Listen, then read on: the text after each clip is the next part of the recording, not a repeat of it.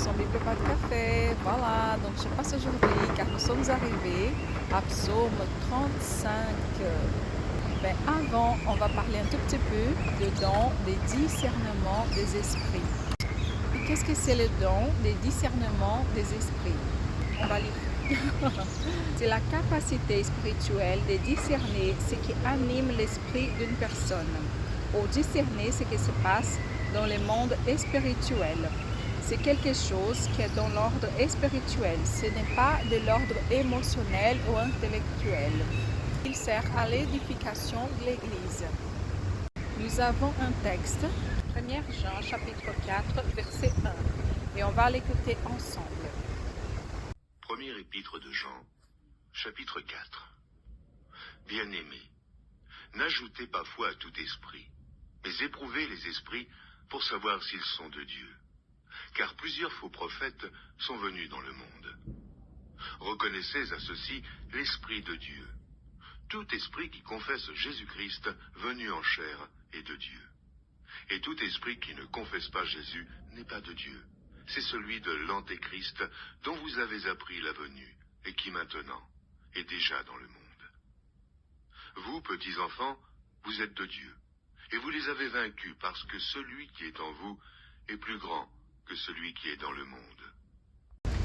Donc, nous ne pouvons pas croire à tous les esprits parce qu'il y a l'esprit de Dieu, il y a aussi l'esprit de l'ennemi. Donc, comment on va discerner lequel anime l'esprit d'une personne? C'est seulement par la révélation du Saint-Esprit de Dieu. Avant de parler du don des discernements des esprits, on doit parler aussi de discernement spirituel. Le discernement spirituel, c'est le genre de discernement que nous tous, les chrétiens, nous devons l'avoir. Parce que le discernement spirituel, il vient par un genre d'analyse. Donc, c'est le Saint-Esprit qui va nous aider à faire un genre d'analyse selon la parole de Dieu. C'est pour ça que c'est important que nous avons aussi la parole de Dieu. Parce que tout ce qui se passe, on va comparer à la parole de Dieu. Et c'est ça la base du discernement spirituel. Oui, c'est ça la base du discernement spirituel. Mais le discernement des esprits, ça vient par la révélation du Saint-Esprit de Dieu. Les Actes des Apôtres, chapitre 16. Au lieu de prière, une servante qui avait un esprit de python et qui, en devinant, procurait un grand profit à ses maîtres, vint au-devant de nous et se mit à nous suivre, Paul et nous. Elle criait, « Ces hommes sont les serviteurs du Dieu Très-Haut, et ils vous annoncent la voie du salut. » Elle fit cela pendant plusieurs jours. Paul, fatigué, se retourna et dit à l'esprit, « Je t'ordonne au nom de Jésus-Christ de sortir d'elle. » Et il sortit alors même. Les maîtres de la servante, voyant disparaître l'espoir de leur gain, se saisirent de Paul et de Silas et les traînèrent sur la place publique devant les magistrats. Ils les présentèrent aux prêteurs en disant, « Ces hommes troublent notre ville. Ce sont des Juifs qui annoncent des coutumes qu'il ne nous est permis ni de recevoir ni de suivre, à nous qui sommes Romains. » La foule se souleva aussi contre eux, et les prêteurs, ayant fait arracher leurs vêtements, ordonnèrent qu'on les battît de verges.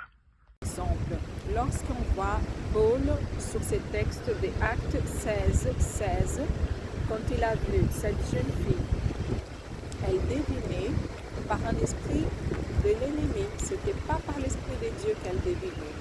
Et Paul, il a eu la révélation, parce qu'il avait le don du discernement des esprits, il a chassé ces démons.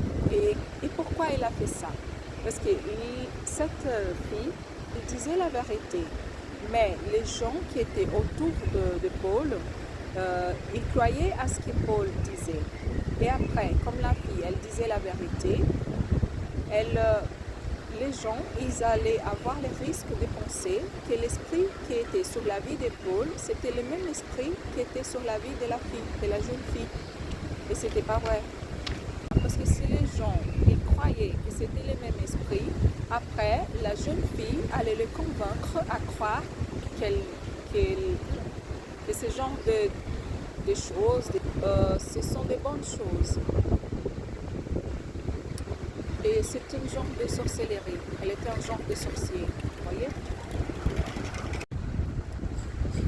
Donc, pour aujourd'hui, on va penser à ça. Soit ce qui anime l'esprit d'une personne, c'est l'ennemi, soit c'est l'esprit de Dieu, soit c'est l'esprit de la personne. Psaume 35. Éternel, défends-moi contre mes adversaires, combats ceux qui me combattent. Saisis le petit et le grand bouclier et lève-toi pour me secourir. Brandis la lance et le javelot contre mes persécuteurs. Dis à mon âme, je suis ton salut.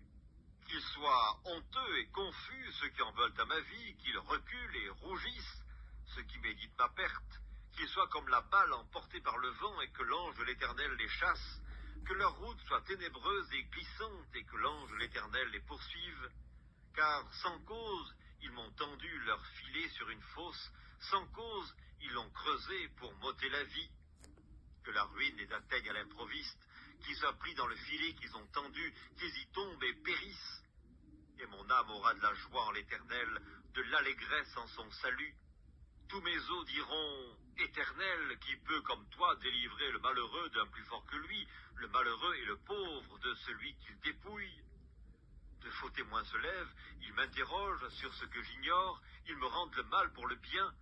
Mon âme est dans l'abandon. Et moi, quand ils étaient malades, je revêtais un sac, j'humiliais mon âme par le jeûne, je priais la tête penchée sur mon sein, comme pour un ami, pour un frère, je me traînais lentement, comme pour le deuil d'une mère, je me courbais avec tristesse. Puis, quand je chancelle, ils se réjouissent et ils s'assemblent à mon insu pour m'outrager, ils me déchirent sans relâche.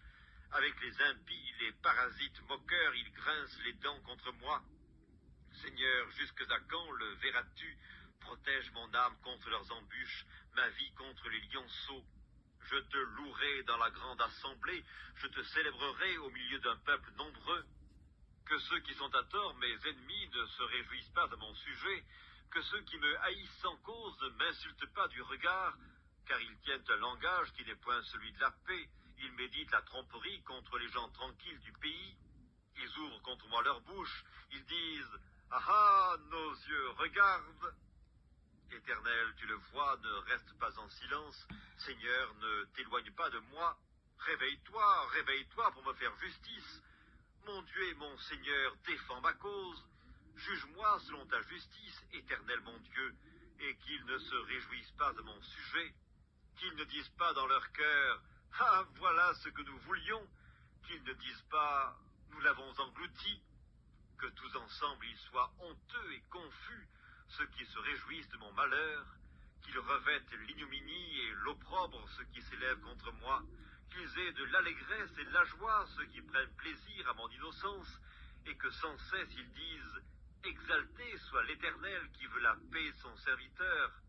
Et ma langue célébrera ta justice, elle dira tous les jours ta louange.